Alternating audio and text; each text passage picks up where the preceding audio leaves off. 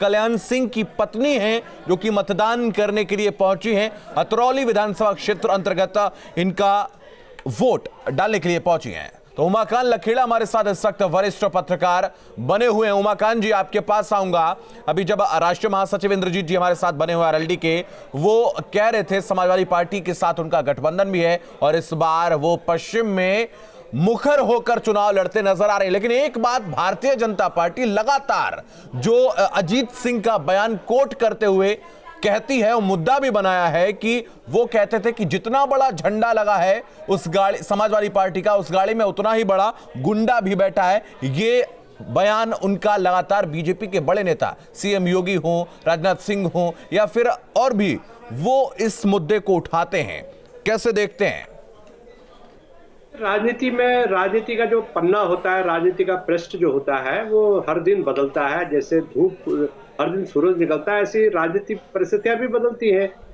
यही उत्तर प्रदेश था जहां 2017 में कांग्रेस और समाजवादी पार्टी ने मिलकर के चुनाव लड़ा था। यूपी के दो लड़के, हम जब जगह जगह यूपी में गए तो हर जगह चौराहों से लेकर के गलियों से करके यूपी के दो लड़के, उन्होंने कहा साहब मरने मिटने की कसम खाने वाली दो पार्टियां अलग अलग चुनाव लड़ रही हैं। और ऐसा कुछ भी नहीं होता राजनीति में, ऐसा होता है।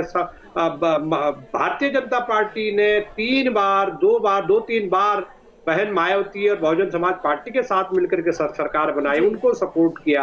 तो ऐसा लगातार होता है राजनीति में। और राजनीतिक परिस्थितियां जब जनता का दबाव होता है, देखिए हालात 2017 अलग होता है, 2012 अलग था, आज हम 2022 में हैं। तो लगातार राजनीतिक पार्टियों के रिश्ते बनते हैं, बिगड़ते हैं और नया ध्रुवीकरण होता है। और देखिए किसान आंदोलन ने एक बहुत प्रभाव डाला है। आज का जो मतदान हो रहा है उसकी छाया के नीचे चुनाव हो रहा है। भारतीय जनता पार्टी ने बड़ी कोशिश की कि उनको लुभाने की, आरएलडी के जो जयंत चौधरी हैं उनको अपनी ओर पाले में खींचने के लिए तमाम तरह के उन्होंने कोशिशें की। उनके पास लोग भेजे, उनको शारीरिक रूप से प्रलोभन दिया कि आप हमारे साथ खुश रहेंगे, वहां आप खुश नहीं रहेंगे। लेकिन जब वो नहीं माने तो उन्होंने उनके खिलाफ जो है, उनके नेताओं ने उनके खिलाफ एक दुष्प्रचार सा शुरू कर दिया। ये जग जाहिर सी बात है। तो ये राजनीति में होता है, इसमें कोई नई बात नहीं है। ये है कि भारतीय जनता पार्टी, जाहिर सी बात है कि वो इस समय पूरी तैयारी के साथ, उसका संगठन बाकी दलों से ज्यादा मजबूत है। उसके पास जाहिर सी बात है कि संसाधन भी बाकी पार्टियों से ज्यादा है। ये जनता पर निर्भर करेगा कि जनता किस तरह से, क्या उसकी प्राथमिकताएं हैं, जिन समस्याओं से जूझ रही है। बिल्कुल वापस आऊंगा आपके पास। ये तस्वीर हम इस वक्त देख पा रहे हैं, पूर्व मुख्यमंत्री कल्याण सिंह के परिजन वहां पर पहुंचे, उनकी पत्नी वोट डालने पहुंची। संदीप सिंह उनके पौत्र हैं, उत्तर प्रदेश सरकार में इस वक्त राज्य मंत्री हैं, वो भी उनके साथ में नजर आ रहे हैं। और एक बार फिर से अतरौली विधानसभा से ये प्रत्याशी भी हैं, तो संदीप सिंह भी उनके साथ में नजर आ रहे हैं और राजवीर सिंह भी उनके साथ में नजर आ रहे हैं। सांसद हैं और कल्याण सिंह के पुत्र हैं और वो यहां पर नजर आ रहे हैं, उनके परिजन यहां पर नजर आ रहे। राहुल हमारे सहयोगी लगातार बने हुए हैं। राहुल, कल्याण सिंह जी के परिजन इस वक्त वहां पर पहुंचे हैं मतदान करने के लिए।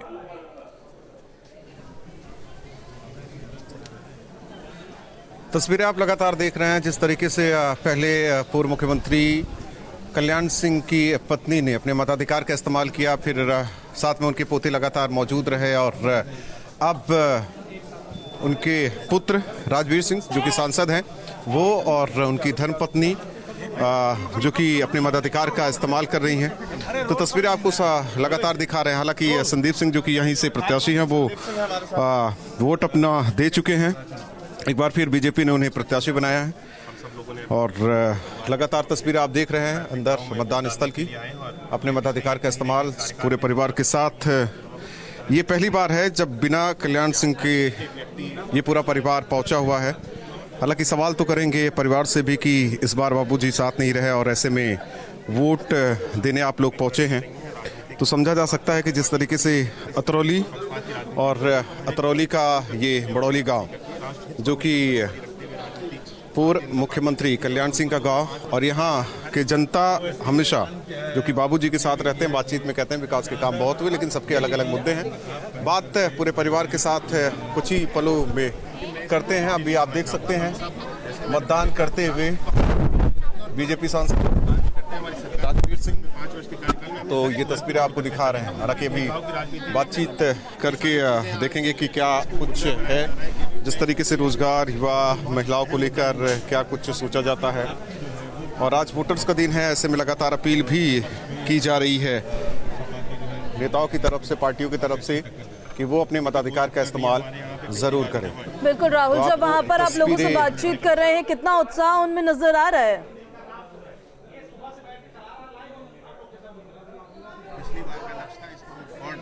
उत्साह लोगों में है, लगातार लाइनें बढ़ती जा रही हैं। हालांकि अभी जिस तरीके से कल्याण सिंह की फैमिली आई है तो भीड़ यहाँ ज़्यादा है और मताधिकार का इस्तेमाल लगातार कर रहे हैं। आपको बस कुछ ही पलों में बातचीत करवाते हैं और हमारे साथ राज्य मंत्री योगी सरकार में संदीप सिंह जी हैं। तो क्या आप इस बार एक बार फिर बीजेपी ने आपको उम्मीदवार बनाया भी है? जी, इस बार फिर से मुझे अवसर मिला है कि भारतीय जनता पार्टी ने अपनी अतरौली विधानसभा से, जो कि हमारे परिवार से हमेशा से जुड़ी रही है, बाबूजी के समय से लेकर के आज तक, मुझे भी अवसर मिला कि अतरौली विधानसभा से चुन करके जाने का और अपने क्षेत्र की जनता को और विकास से जोड़ने का, क्षेत्र की जनता की जो भी छोटी से छोटी समस्याएं हैं उनको दूर करने का मुझे भी अवसर मिला। मैंने प्रयास किया 5 वर्षों तक कि अपने एक एक क्षेत्रवासी के साथ उनकी छोटी से छोटी समस्याओं को दूर करने का कार्य कर सकूं। और पिछली बार हमारी अतरौली की जनता ने अपना आशीर्वाद दिया था और 51,000 मतों से हमको यहाँ से जिता करके भेजने का काम किया था। तो इस बार हम 5 वर्ष तक जनता के बीच में रहे, हर एक व्यक्ति तक विकास को पहुँचाने का काम किया है। योजनाओं के माध्यम से सरकार की जितनी भी योजनाएं थी आज हर एक व्यक्ति तक पहुँचाई गई। तो मुझे पूर्ण विश्वास है कि पिछली बार का जो लक्ष्य था, इसको इस बार हम लोग तोड़ करके एक नया रिकॉर्ड बनाने के लिए, रिकॉर्ड मतों से बिल्कुल। बिना बाबूजी के इस बार मतदान स्थल, देखिए, बाबूजी अवश्य आज वास्तविक रूप में हम सबके बीच में नहीं है, फिजिकली प्रेजेंट नहीं है, लेकिन बाबूजी की यादें और बाबूजी के बनाए हुए मार्ग, उन्हीं पद चिन्हों पे हम सब लोग आगे बढ़ करके उसी तरह से क्षेत्र की जनता की सेवा कर रहे हैं। और मैं अतरौली क्षेत्र में अगर मैं बात करूं तो हमारे एक एक क्षेत्र के वासी में बाबूजी कहीं ना कहीं बसते हैं, उनकी यादें बसती हैं। उनका, बाबूजी का सपना जो था कि क्षेत्र के एक एक वासी तक हम सब विकास को लेकर के जाएं, आज उसको हमारी पार्टी के द्वारा साकार किया जा रहा है। यूथ को लेकर क्या अपील, मतदान को? पार्डन? यूथ को लेकर क्या अपील, मतदान को लेकर? आप यूथ, देखिए, यूथ क्योंकि आज सबसे ज़्यादा महत्वपूर्ण है, जहाँ पे यूथ हमारा एक तरफ फोकस होकर के वोट करेगा, मुझे पूर्ण यकीन है कि सरकार वहीं से चुन करके आएगी। और इस बार हमारा युवा जागरूक है और सरकार ने जब 5 वर्ष तक कार्य किया है, युवाओं के लिए कार्य किया है, हर एक वर्ग के लिए कार्य किया है, तो युवा भी इस बार भारतीय जनता पार्टी के साथ जुड़ा हुआ है। Thank you.